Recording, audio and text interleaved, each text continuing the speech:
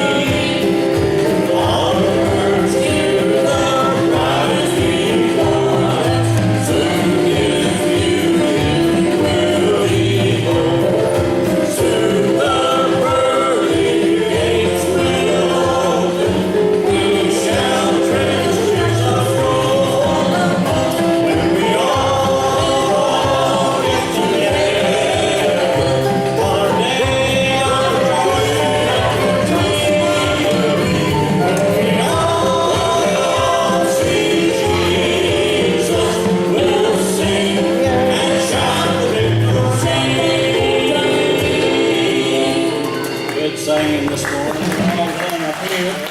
I'm going to tell a little something. I wanted to congratulate all of the daddies in the room, and I wanted to tell you a little about my dad. My dad, where I come from, he was known as Dizzy D.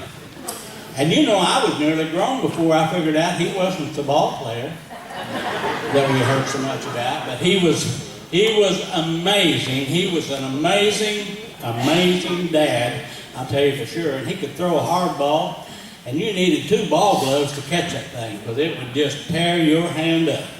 But he never got to play any professional ball, but he was a professional fox hunter, quail hunter, and fisherman, and horseback rider and trainer.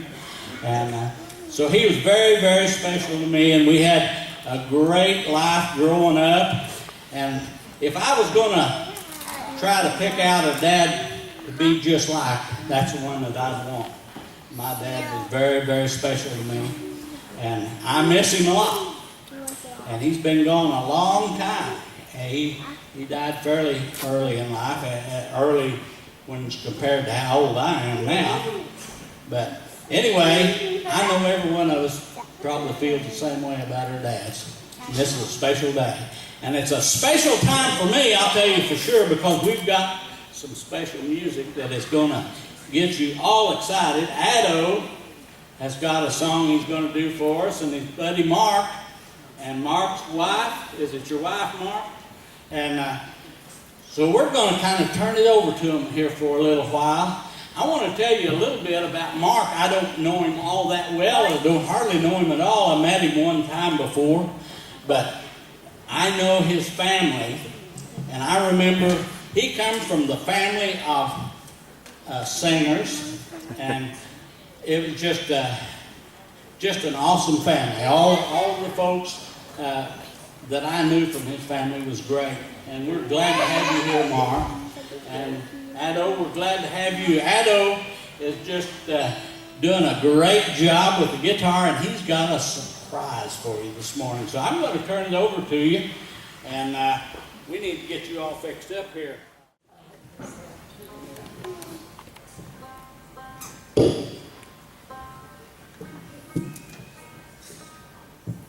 Addo's dad, Greg, invited me to church today, and I appreciate that, Greg.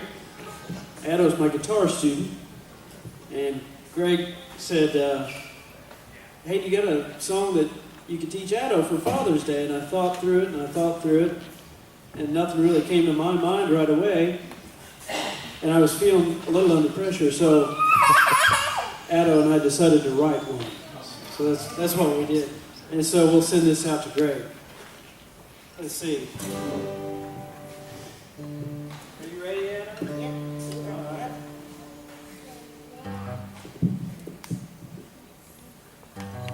Now, his guitar teacher misplaced the music, so I'm going to have to watch Addo for the words, but I think I'll be all right.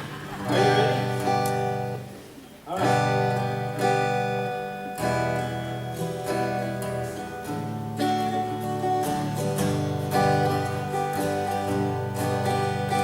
Thank you, Dad, for working hard to get us the things we need. Teaching us to do good things, to be smart indeed. You remind us how the Son of God, His Father's work pursued. And on top of all of that, you're a good-looking dude. Thank you, Dad, for showing us the way. Thank you, Dad, is what I want to say. Short and sweet.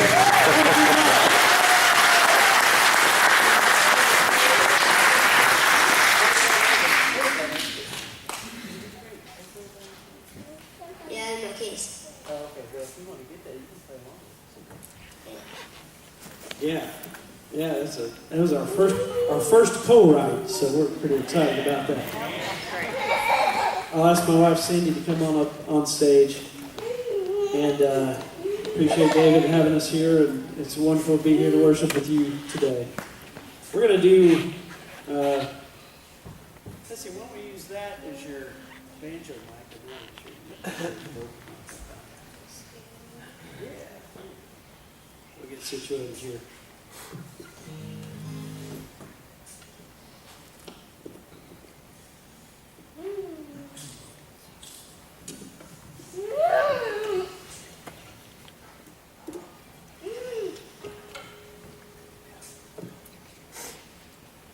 Hello.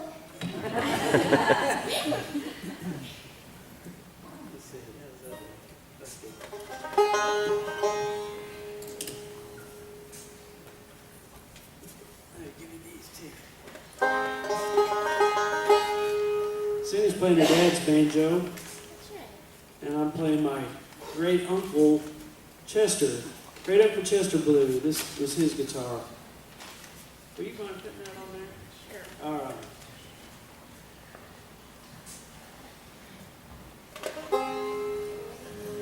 April 1, Addo, you ready? Addo hasn't practiced this, so this is the first time for him, but he can watch my hands, since we do this all the time. So, y'all probably know this. You're welcome to sing along on the choruses. Turn your radio on. 1, 2, 3, 4.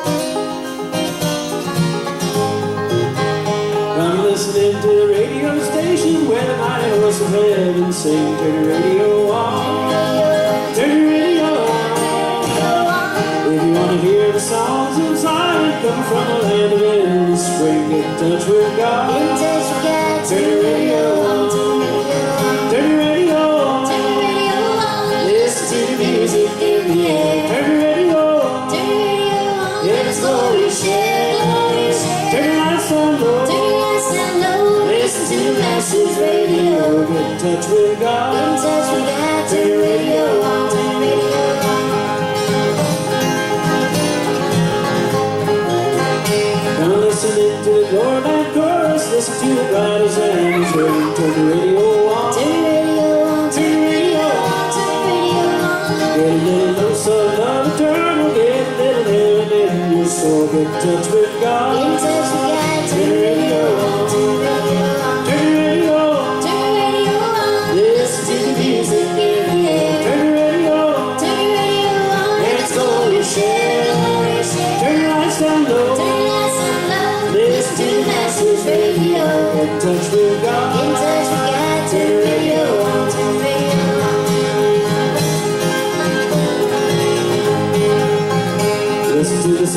fathers and mothers and the mighty friends gone on before. Turn the radio on.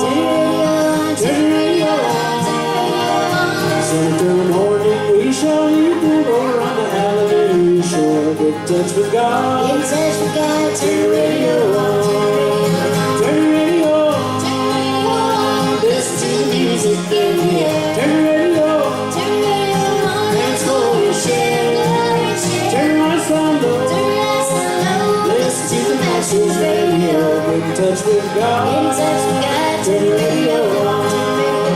Get in touch with God. Get in touch with God. Turn the radio on. Turn the radio on.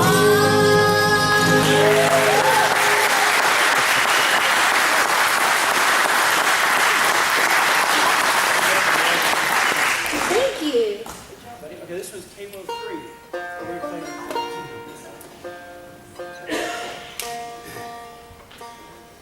I mentioned that this guitar belonged to my great uncle Chester Ballou. He bought this in California right after he got out of the Navy in World War II. It was a $100 guitar back then. I'm happy to say it's appreciated a little bit since it's a family thing. I will never get to, cash in on that investment. But my uncle, great uncle Chester, he sang, and I'm going to sing a song to you all that he sang. And it's one that he learned out there when he was in California. And other than that, I've never heard anyone else sing it, but I really liked it a lot. He played, and he would perform for, he was in the Navy, he would perform for sailors with his buddy Frank Black. And Frank played the harmonica, so it was Chester Ballou and Frank Black, and you can imagine the name of their group, Black and Blue.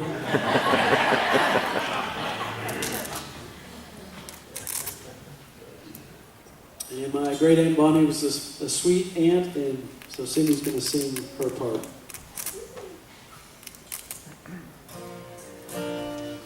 This song is called I Got Up With Heaven on My Mind.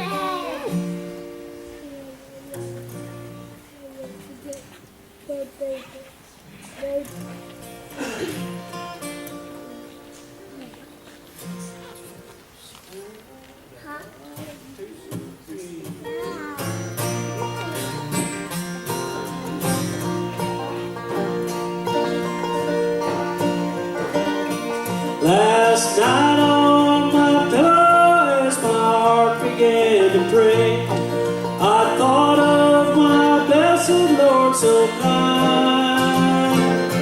I asked Him to keep me safe until the break of day, and I got up with heaven on my mind. I got up with heaven on my mind this morning, on Jesus who heals the sick and blind. Let the sea billows roll, I have glory in my soul, and I got up with heaven on my mind.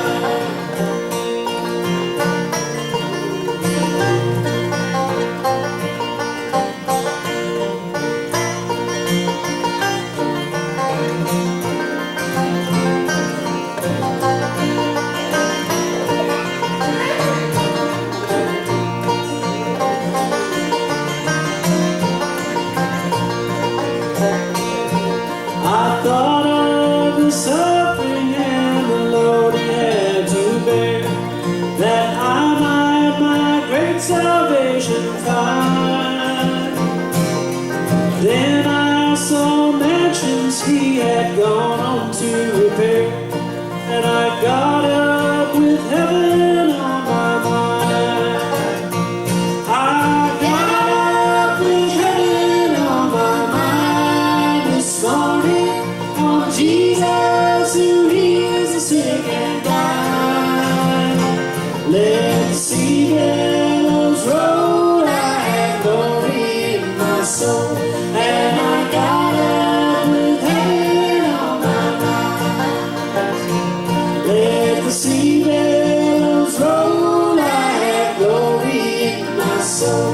And I got up with heaven on my mind. God bless you, and happy Father's Day. Thank you, Greg.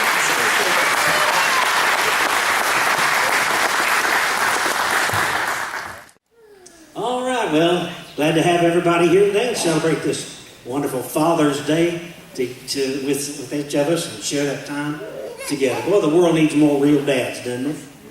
We need some real dads. That's what we need in this world today. Men that will love their families and teach their kids. And anyway, hello, come on. David, did you set me a booby trap? You got me, dude. All right, I'm good. I think I'm going to be all right.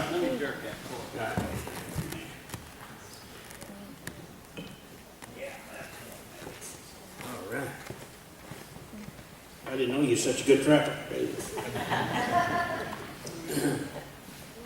You know, seriously, we are living in a world that is sort of coming unraveled. You know, we're living in a time when so many things are going wrong, and the cities are in chaos and riot, and Washington's in a mess, and the world's in a mess. But I think a lot of it can be laid at the feet of absent fathers, of not being in the family and not being there when they needed to be. I thank God that I had a real father. I mean, he was in our family, and he was there every day, and you had to deal with him. And anyway, I appreciate him. A real father does more than just donate sperm to the family and then leaves, you know. A real father stays right there and is with that family day and night, and as I said, good times and in bad times, engaged in every aspect of the kid's life. And today we've got too many hit-and-run fathers that are just in the family and then they're gone, and mom has to raise the kids. And again, I think that's part of the problem. One thing I want to sort of, a myth I want to blow out of the water, and that is the myth of quality time. We're talking about quality time. You know, we live in a world today that says, well, now, I don't get to spend much time with my kids, but when I do, it's quality time. Let me tell you something, that's baloney. You know what quality time is to a kid? Being out there with that kid every day and night. Let that kid watch whenever you have good times and fun times and bad times and sad times, and to just be with that kid. And I'm not against quality time, but if your quality time means you go to Silver Dollar City with your kid once or twice a year, and that's the only time you see them, that's hogwash. That's not quality time. Today we need some real men. I think we're at a time when we have, and I don't want to come down on the millennial generation so much, not so much in the Ozarks, but we're raising a generation of people that have no idea what it means to be a man. A real man. And it takes a real man to be a real father. And I'll explain that a little bit as we get into this a little further. Because real men understand one thing very clearly, and that is the word commitment. The word commitment is a much more powerful word than the word love. Did you know that? Love, in fact, whenever I used to do some marital counseling, and I would get couples in the room and they wanted to tell me about their life, I wouldn't let them use the word love, because I don't know what that means. I don't think they do either. Love is a big word, tough word. So I made them hunt for other words to use other than love. And I think one of the best substitutes for that is commitment. I have decided to be in this family and to stay with it and watch it go. Again, I say, it takes a real man to be a father. One of my favorite movies is Secondhand Lions. Has anybody ever watched Secondhand Lions? I love that movie. I wore it out for a couple of years when it first came out. And Hub McCann is the sort of the hero in it. And he and a friend are raising their nephew, and they're old, burned out geezers, you know. And I knew I was going to like the movie when this movie started. They were sitting on the front porch shooting at salesmen with shotguns. I'm going to like this. That's kind of the way I feel. Hub McCann and they had all gone into a bar, and they were there enjoying their whatever, and a couple of, not a couple, but 2 or 3 hoodlums came in, young 20-year-olds that were going muscled up, you know, they were going to push their way around, and smart alecky, and they walked in there, and they made a bad mistake. They made a move on Hub, and Hub then just in a very short amount of time had them all disarmed and laying on the floor whining and groaning, And one of them looked up at Hub and said, "Mister, who are you anyway?" And then Hub said this. I'm going to read it to you. "I'm Hub McCann. I've fought in 2 world wars and countless smaller ones on 3 continents. I've led thousands of men into battle with everything from horses and swords to artillery and tanks. I've seen the headwaters of the Nile and tribes of natives no white man has ever seen before. I've won and lost a dozen fortunes, killed many men, loved only one woman with a passion, a flea like you could never begin to understand. That's who I am." And I picked up on that. I've loved one woman with a passion, a flea like you would never understand. And that sold me on that statement. Because that's the key. That's it. It's loving and faithfulness and commitment. And that's what is wrong with our world today. We've got fathers that have abandoned their families. I'm going to read you some statistics. Now, normally when a preacher begins on statistics, I say, okay, that's my signal to take a little nap. But I want you to tune in on a few of these, okay? I'm not going to wear you out with statistics. I'm going to give you just a few of them. Because fathers can make a huge difference in our world, and that's what we need is more fathers. Here's the statistics. 63% of youth suicides are from fatherless homes. That's from the U.S. Department of Health and Census. That's 5 times the average. 90% of all homeless and runaway children are from fatherless homes. That's 32 times the average. 85% of all children who show behavior disorders come from fatherless homes. That's 20 times the average. 80% of rapists with anger problems come from fatherless homes. 14 times the average. 71% of all high school dropouts come from fatherless homes. That's 9 times the average, and that's based on National Principals Association report.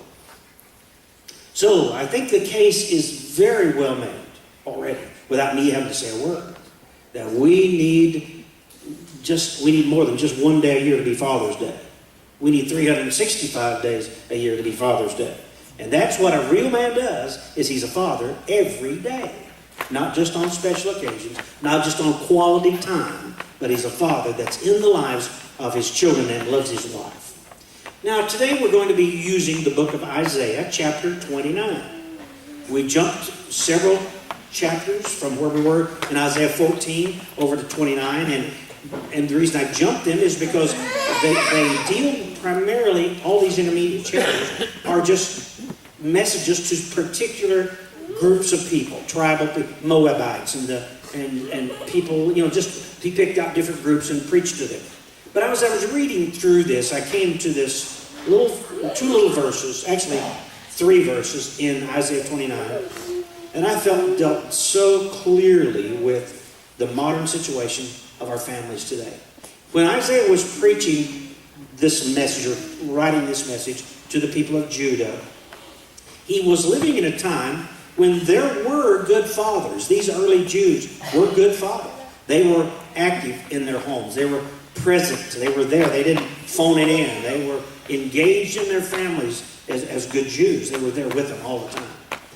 The problem in early Isaiah was not with the methodology of the father or the commitment of the fathers, but was how their fathers and their mothers had begun to treat God. They had begun to lower their passion for God. One generation had passed on to a cooled off faith to a generation below them. And then that generation passed on a little cooler faith on down. And by the time we get to the Babylonian captivity, we meet a bunch of Jews who were idolatrous, who were cold in their faith, and they were just kind of going through motions and not being real. And so Isaiah said to them, you guys are passing this failure on to your children and to the succeeding generations, and this must be changed. I think today, again, we are living in a time when we're reaping a whirlwind because we have failed to pass a passionate, vibrant faith onto our children. We've got to turn that around if there's hope to fix this world. You see, children need to learn about God from a secure family with dad as a spiritual leader. Now, I have to have a caveat here, and I have to always touch this, because thank God for the women who've kept families together. Thank God for women who've kept churches together. My very first pastorate was at Halltown Baptist Church. And when I got there, I heard stories told. It was a women's church. The women had kept the church together. The women built the parsonage. They built the parsonage themselves. It was a church held together by women and was run by women. And they had done a good job and had built a church that's been stable down through the generations until I got there and tore it up. No, I'm just joking. But I learned something through the years, and that is I've learned it from the Cowboy Church. This is a man's church. Are you aware of that? Have you noticed that? People will come and they say, "What's different about the Cowboy Church?" I said, "There's men there. This is a church populated with men. And when men lead families, when men lead churches, when men stand up and be real men and lead, I'm going to tell you something. It's different. It's stronger. It's better. It's richer. Because men, we've got to stand up and take our part. Thank God for you women. You've done such a marvelous job. But I want to brag on the men and encourage you, if you've gotten a little lax in your devotion to the Lord, in your faith, your passion for your family, for your wife, this might be a good day for you to re-examine your life and rethink it. We are living in a time when children need to learn about God from their dads, I said. Because children are missing something. And as I was looking for this sermon today to see how God wanted me to present this, I discovered that this text we're going to read today fills in some gaps. Because people, I believe, are missing some of these issues. So I'm going to say something like, "Dad, would you please tell me some things I need to know about this? Lord, I'm missing some things. Dad, I'm missing some things. Could you fill in the blanks for me?" So I'm going to kind of couch this today in, "Hey, Dad, would you tell me? Hey, Dad, would you show me?" So we're going to go to "Hey, Dad." Let's start in verse 13. The Lord says, "These people come near to me with their mouth and honor me with their lips, but their hearts are far from me." Okay. Hey, Dad, would you show me how to find God and to follow Him? Hey, Dad, would you show me how to give God my true devotion and heart, and not just words, but would you show me how to be real with this? Hey, Dad, would you show me how to find God and how to follow Him? Isaiah told these people that he was preaching to, he said, "Now you guys have got it down really good. But the problem is, he said, you are reacting on the traditions of your fathers." See, Jews in this time, and even to today, are very traditional. It's all about the traditions. What we got from our father, what this rabbi said, these rules, these laws, it's all about passed down and handed down traditions. And he said, what's happened is you've come near me with your mouth, but you're not honoring me with your hearts. Your hearts are far from me. It's easy to go through the motions. It's easy to sing all the verses to Amazing Grace, but it's hard to live that out in your life. I've been telling this morning as I preached this sermon, we had a lot of questions as kids when we were growing up. But there was one question we never asked. We never voiced this because it didn't need to be asked. And the question was, on Sunday morning, are we going to go to church today? Never asked that in my family. Why? Because the answer was, well, of course we're going to go to church today. So we didn't have to ask it. We knew it. And we knew from experiencing a real dad. And my dad was a real dad. He was there probably more than I wanted him to be. In fact, he liked to kill the little peach tree one time we had, jerking the limbs off of it. In fact, if he'd still be alive today, he'd probably be in jail. I'm joking. He was a good dad. Isaiah said, now you guys, you know how to say the right words. You're going through the motion. But if you're not careful, your heart is getting far from you. I'm going to say to you dads today, make sure you're not just going through the motions. Make sure you've just not got all the words right, but that your heart is truly connected to the Lord. Not just connected, but in a growing, passionate faith that's reaching new heights all the time. Real men teach their children. Now, have you noticed when I said, hey, Dad, I said, hey, Dad, show me how to find God? It's not that. Our words are important. And it's vital that you men express your faith and your love of the Lord with your children and your grandchildren. It's vital that you do that. It's vital that they know you love the Lord and that they've heard their name lifted up in prayer from your mouth. It's important, those words. But my goodness, how much more important is it if they watch us walk through trouble and joy and happiness and pain? Watch us walk through that and still depend upon the Lord and lean on Him. Friends, and men especially, it's time we show our children how to live for the Lord. Hey, Dad, I'm so confused. Help me sort all this stuff out. It's like I have awakened into a world where I went to sleep one night and I woke up the next day and they changed all the rules. They changed, in other words, they changed the labels on the bottles. Have you noticed that? I mean, right is wrong and wrong is right, up is down and down is up, and men are not men and women are not women, and it's like everything's changed all the rules all of a sudden. And so I'm concerned that we've left a vacuum out there for our young people to know what's right, what's wrong, what is solid and what is quicksand. Hey, Dad, I am so confused. Will you help me sort this out? Read with me the last part of verse 13 and then verse 14. Their worship of me is based on merely human rules they have been taught. Verse 14. Therefore, once more I will astound these people with wonder upon wonder. The wisdom of the wise will perish. The intelligence of the intelligent will vanish. So what he's saying here to them is that you think you've got this all sorted out. You think you understand it. But God is going to do something in the life of these Jews that blows the mind of the wise, of the intelligent. They're never going to see this coming. Now, what am I talking about? In about 70 to 80 years from the time of this writing, the children of Israel have been in Babylonian captivity for about a generation, for about 70 years. They have lived under Nebuchadnezzar, under Belshazzar, and there's just a list of different rulers who've ruled Babylon for a long time. But now, at the end of this time, when they're about to go home, they don't know they're about to go home, a new conqueror overwhelms Babylon and takes the throne. His name is Cyrus the Persian. Cyrus was an idolater. He was a godless man. He did not love the Lord, but he was God's shepherd. God sent him. God sent a godless man to lead, because the first thing Cyrus did was he sent the Jews home to Jerusalem. He said, you guys go home. You can go home. So we've been amazed at this.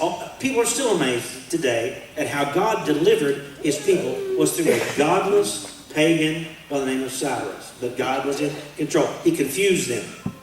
And our world today has gone a little bit crazy. I'm so proud of the retiring superintendent of schools at Willard, Kent Medlin. You know what I'm talking about. Kent was,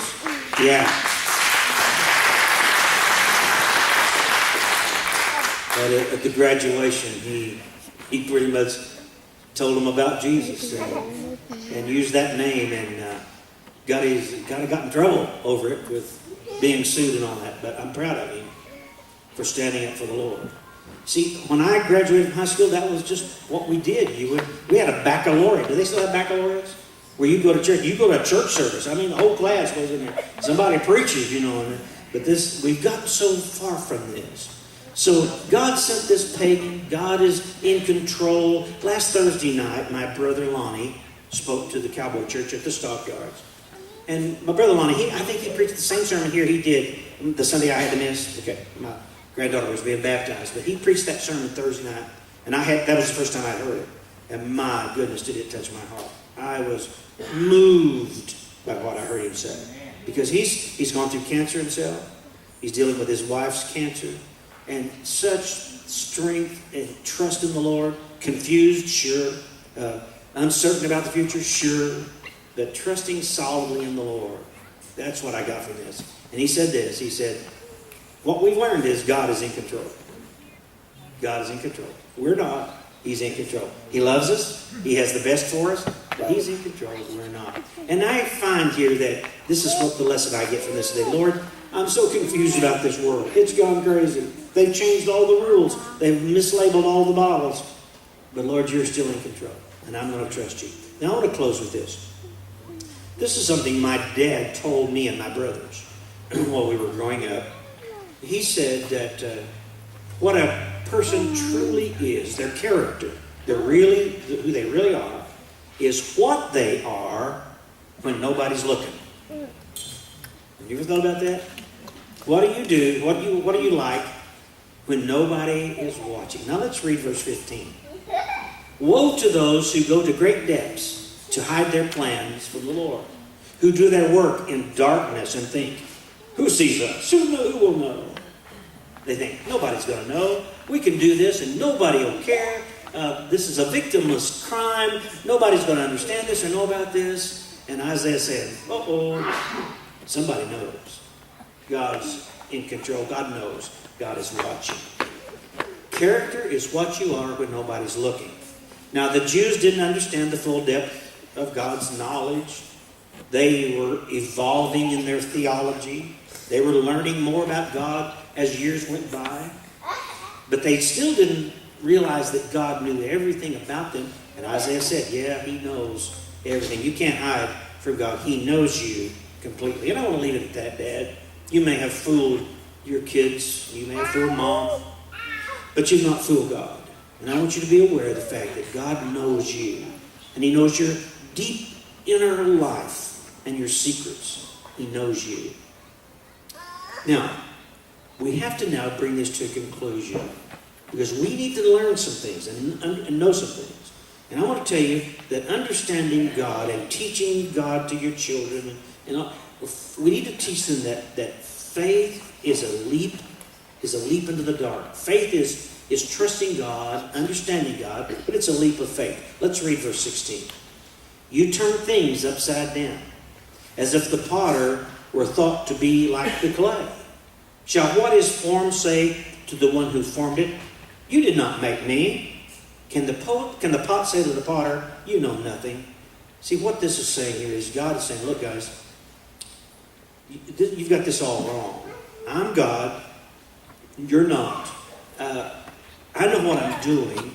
You need to trust me and follow me. And take that leap of faith. God is not like us. He's not you. Or he's not a man that we should understand his ways. He's complex. God knows what's right, even though we can't see what's right. When we're in darkness, God is in light. He understands and sees through our confusion.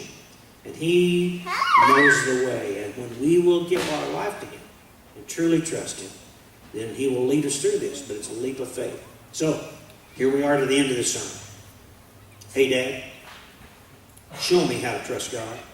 Hey, Dad, point the way by the way you live. Dad, I want to be like you. Would you show me how to love God, how to find God and love him all my life and follow him all the way to the end? You know, friends, we are so engaged in Protestant evangelical circles with the beginnings. Well, all we talk about is getting started, being saved, being baptized. All those are very important. You can't get there without that. That's key. But there's more to it than just starting. We have to finish this race. And what we want to do is finish strong. So, Dads, here's my word to you this morning. Finish strong. Run hard. Don't get what we call senioritis and quit before you're through. Run hard. I heard a guy one time, he said, I want to make it into heaven out of money, out of breath, and out of energy, and out of strength. I want to get in there and spend it all for the Lord right here. Don't leave anything here. Leave it, in other words, give it all to the Lord. Follow him all the way to the end. And dads and granddads, we still can teach some great lessons about how we finish the race. It's not just how we started, but how we finish it. So let's run the race that is set before us. knowing that God is the ultimate author of our race, and we love Him and we want to follow Him. Number 6 in your songbook.